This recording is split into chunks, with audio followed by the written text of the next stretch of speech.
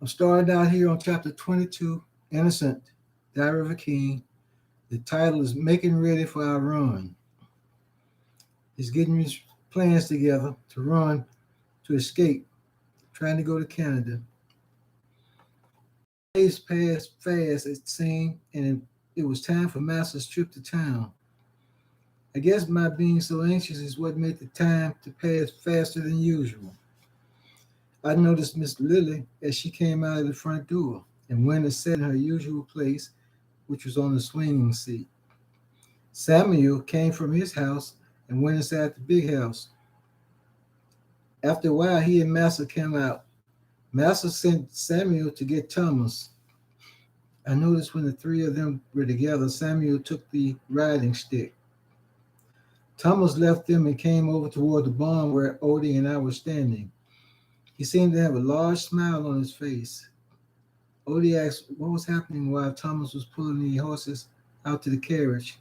He said that Master had given him the day off and just wanted him to prepare the carriage and bring it on over to the big house.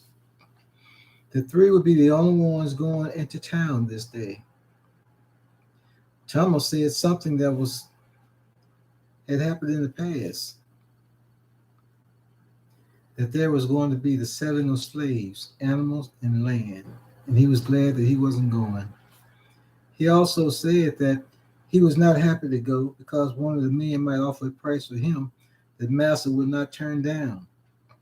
He said that this was not heaven, but it was his home, and that going with another master could be dangerous.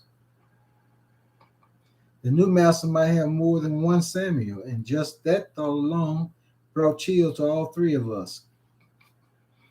We stood right inside the barn door where we could not be seen by Master and watched as they drove away. To me, this was a good thing because we would have most of the day to work on our map. We waited until the workers had turned in all their tools and went to their places. While the sun was high in the sky, we would work on our pictures and Thomas would be with us for a longer period. We could get all the pictures that were in the route that we were going to be taking, plus the ones that we would take if we had to change our plans, which led to the water's edge and headed north. Thomas would read the words that told us if the area was all woods, open land, or rocky places. Listening to Thomas, he made me think he had power that he stole from the evil man.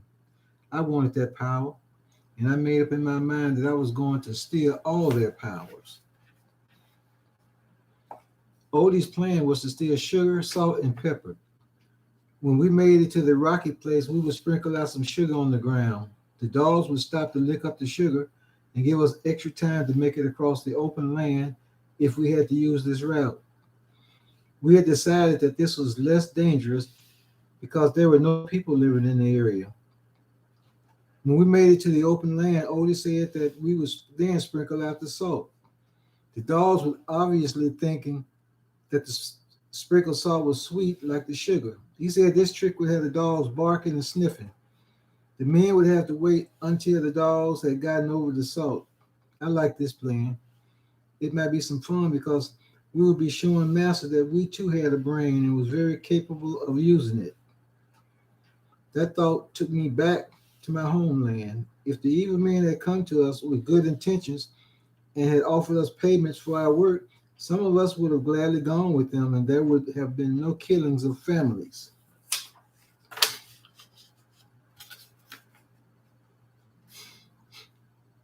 Odie shoved my shoulders and said that we shouldn't waste any time. We did not really know why Master had went into town.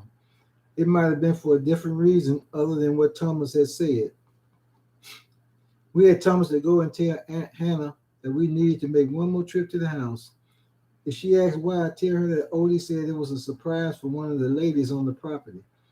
We really wanted to just return the map to Master's reading room. While Thomas was gone, we began to go over the pictures. Suddenly, we heard a cough and quickly put away the map. The sound was coming from the side of the barn. When we went to check it out, there was Aaron. I quickly pulled him inside the barn and asked him what was he doing.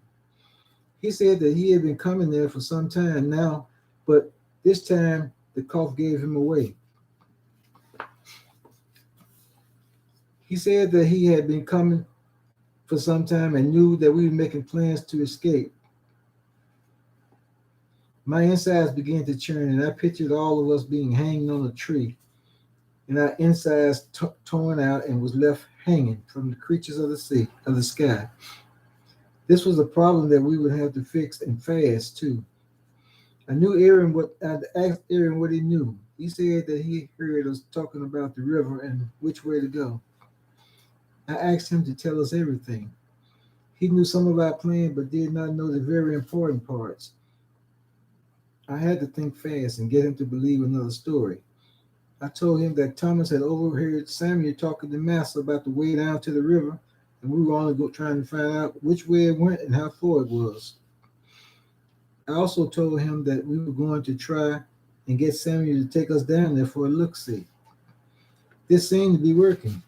Aaron was looking toward the barn, which seemed very important to him, that the river story, and he asked Odie when he could come with us and work in the barn and with the horses and the carriage.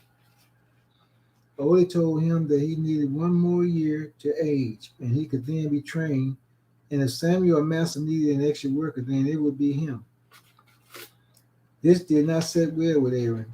It seemed like the air and excitement in him both left at the same time. I saw his face and told him to go back to the house before he got caught. He left.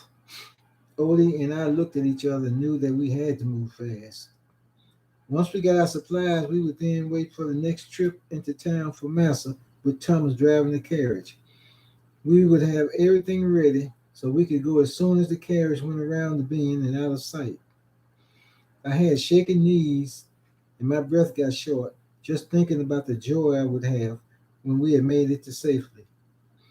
Odie looked at me and smiled, the smile of a lion that had just caught his prey. Thank you.